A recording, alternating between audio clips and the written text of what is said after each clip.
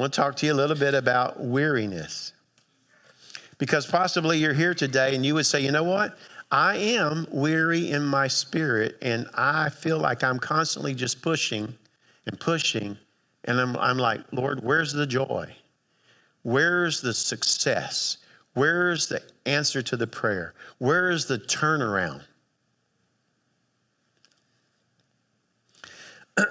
So I'm going to give you a word. I believe it's from the Lord. Matthew 14.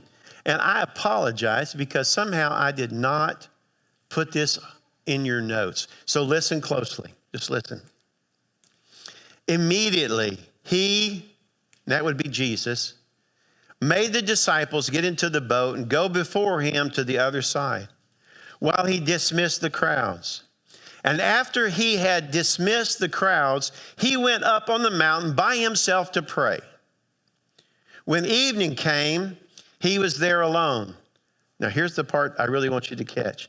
But the boat by this time was a long way from the land, beaten by the waves, for the wind was against them. And in the fourth watch of the night, he came to them walking on the sea. Sometimes it is good for me to remind myself that some of the places where the disciples end up, Jesus sent them there. He sent them there. Because he's an all-knowing God, I believe there was no doubt whatsoever that he knew that out there they would be buffeted by the winds, by the waves, that there would be a struggle. In fact, Mark, in his version of the story, he makes this statement. He says that Jesus saw that they were making headway painfully. Painfully. And yet, he chose not to come to them until the fourth watch. How many of you have ever tried to sail or paddle into a headwind? Anybody? You all got motors on your boats, don't you? All right. Well, I have been in a few situations where this is the motor. And I'm going to tell you, when you are paddling into a headwind, it is rough going.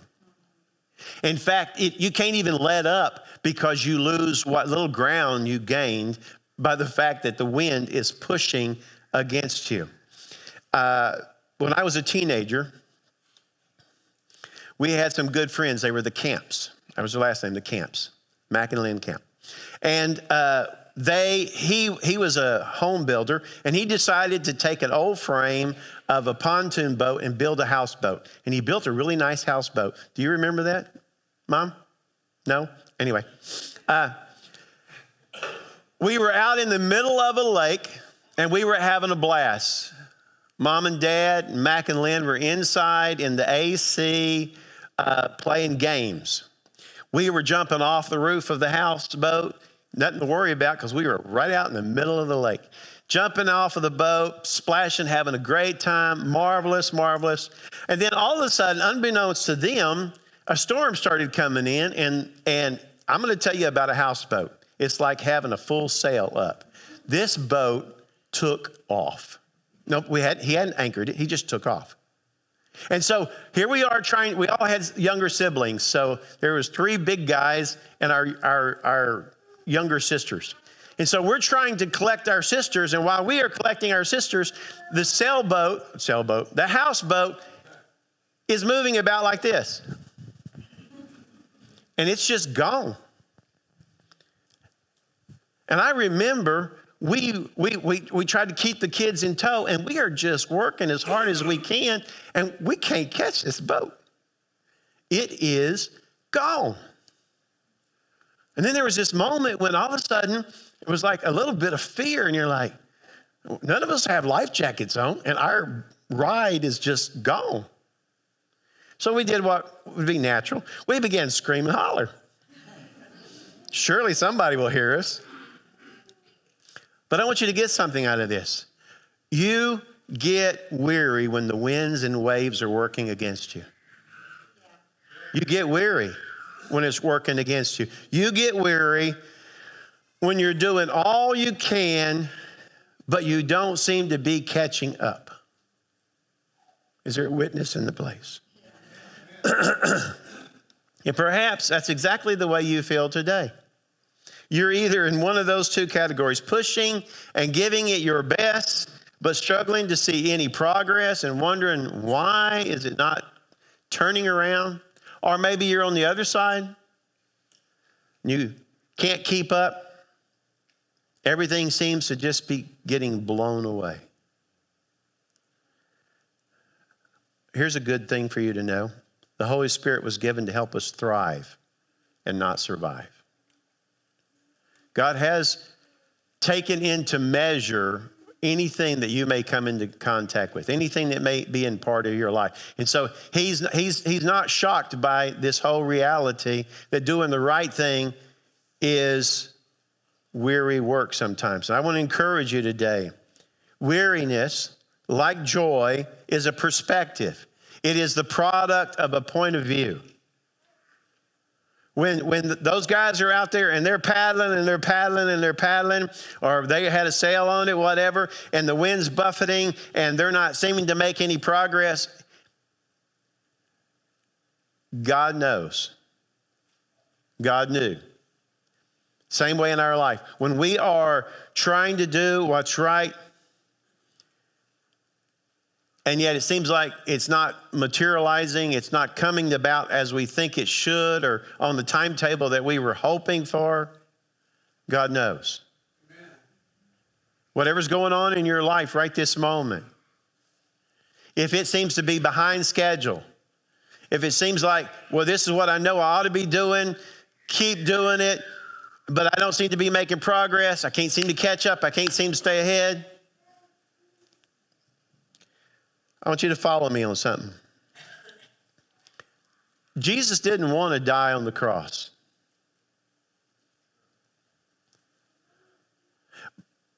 But without his death, there would be no salvation for us. You're in this room, and I don't know your spiritual condition, but hopefully you're in this room and you're a Christian, and the reason why you are here is because of what he did there. You see, here's what Jesus did. He took the long view. The long view. There was no joy in the cross, but beyond the cross, there was joy. Therefore, he looked beyond that. Peter's looking at Jesus' death and he's going, I don't like it at all. Not taking the long view, thinking that, you know what, without his death, how will salvation, how will the knowledge of him be able to be received by everybody in the whole wide world? Perspective. It's easy for me to let my perspective get skewed by, you ready? My wants. And I'm going to be really honest with you. I want you here every Sunday. Now, I know that's not realistic in the society that we live in, but I do. I want you, because that's when I see you. That's when I get to see your pearly whites or your big smile or whatever. I want you here every Sunday. But it doesn't happen that way. I want somebody to get saved every week. That doesn't happen. I want our worship service to literally be a breakthrough time in which burdens are lifted and lives just get re-energized at how good God is. I want everybody here to be maturing and excited to shine and just positive about how good God is and showing that to everybody around them. But are you noticing that phrase, I want, I want, I want? And for me, I'm going to be honest with you. I was at a place where I was getting tired of, I call it push praying. That's where you're praying, but you're really trying to push God where you're praying. And I was weary because I knew what I wanted, but God was not cooperating at any kind of speed that I was wanting it. And so that's pretty much where that was. And so I had to visit with the elders, talked about maybe you should go public and talk to everybody, because probably there's a lot of weariness with a lot of people. But then the thing is before that could ever happen, I'm right here, which wasn't right here because we reconfigured the church for VBS, as many of you noticed. We normally have more aisles. But anyway, I was walking down the aisle, and I would have been on this side right over here, and the Lord spoke so clearly.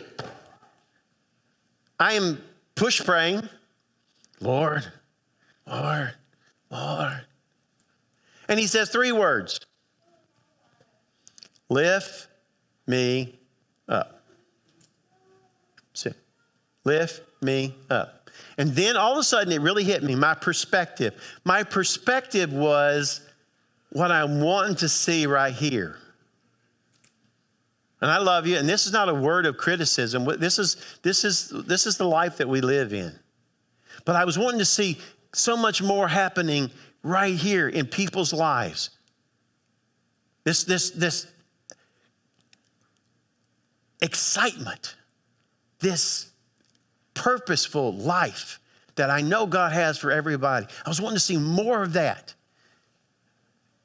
And in the midst of all that, God's like, you got your eyes in the wrong direction.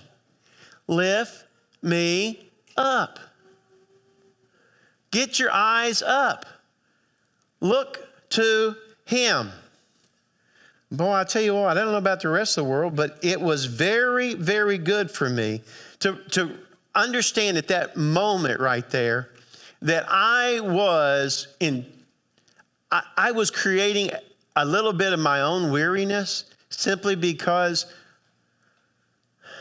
I wanted what I wanted. I wanted what I wanted. And I needed to get my eyes on what I really want, which is the Lord. Here's the reality. If we love him with all our heart, he will give us what our heart desires. But too often we focus on what we want instead of who he is, and then we are putting it in the wrong, and it doesn't begin to happen like that. And so when those things happen, I think it's God in his great love, wisdom, that says, you know what, you need a little while out there on the storm or on the sea, in the storm, paddling, and realizing that you can't do it without me. Because their situation did not change until he got in the boat. And I think that's the same true for every one of us. Most of the time, when I am struggling, when I am weary, I feel like I'm going in a circle. Too often, what I'm missing is saying, you know, Lord, thy will be done. What a simple prayer that was that you put in there. How do I pray? You pray like this: thy will be done. It takes a lot of the work out of us, the weariness out of us.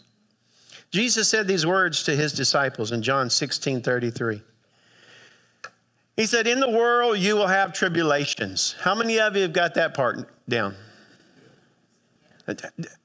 Come on, you can be honest. How many of you had a hard week? Okay. How many of you would say June was pretty hard and July is not getting much better? Okay.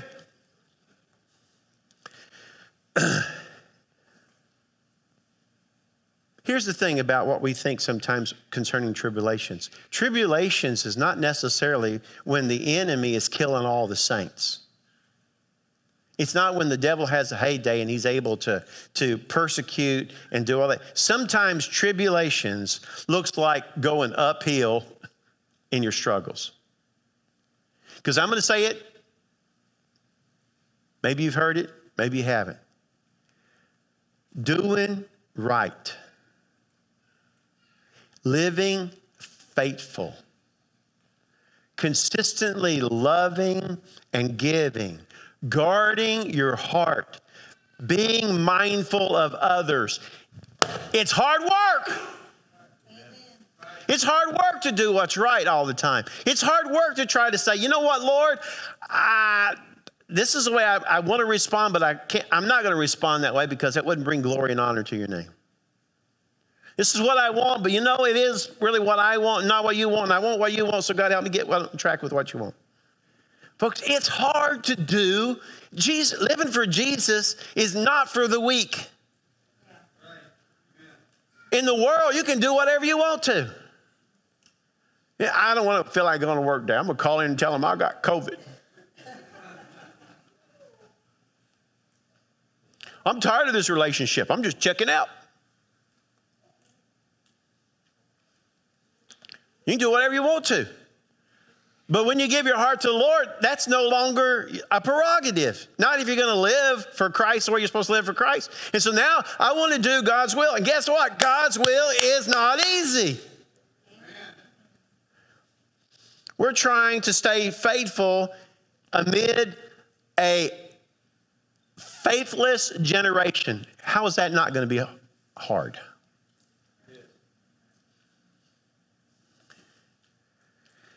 Everything Jesus is expecting us to do, he is expecting us to do in a world totally against what that is. And if that's not paddling into the wind, I don't know what is. So Jesus looks at his disciples and he says, in this world, it's going to be tough. It's going to be trying. But then he says this, but take heart. One translation says, be of good cheer. I've overcome the world. There is this reality where God says, you know what? Keep your eyes on me. Look above the waves and see me. Look above the winds and focus in. There's a shore. There's a shore that we're all going to make it to. There is that waiting for us. Don't be weary. These troubles that you are living with, I'm going to tell you realities. You would think that if he loves Jesus and you love Jesus, your marriage would just be peachy keen. How come that doesn't work? You would think that if you gave your life to Jesus, the Lord of the earth, who's in control of everything, that he would just make everything begin to fall in place for your life because he loves you so much. I haven't seen that happen. It would seem to me that if he has all the power and the enemy has no power compared to his power, then why on earth does the enemy make it so hard?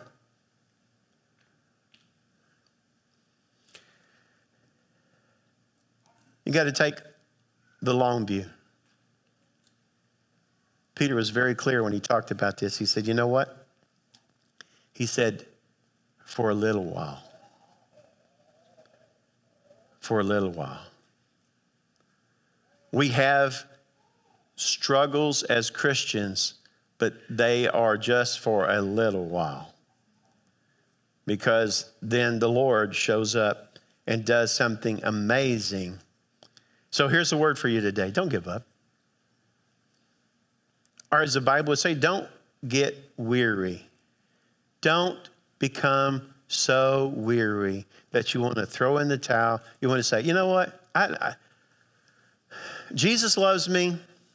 And I just believe that because he loves me, that, even though my commitment is not much of a commitment, but I do love him, it's all going to work out all right. Well, that might make it a little easier on you right now. But would that be the Lord's will for your life? That's the question. Would God be able to use you the way he wants to use you if you just go with, well, I love Jesus, he loves me, and we'll get that. That's enough. Don't give up. And here's the word for the day. Weariness is not a sin. And it's not a weakness. It is a sign that you are going in the right direction. It is the proof of the pudding that you are doing what you need to be doing for the Lord. Because when it gets easy, sometimes that's when the enemy has gotten us off track. And that's when it's easy to coast. But when you're pushing and you're striving and you're giving it your best all the time, how is that not going to make weariness happen sometimes? How is that not going to be wearing us out? But don't. Every time you feel like you're getting weary, lift him up. Get your perspective off of this, back onto that, and God will start working it out. He will show up in your boat. It's just a matter of time.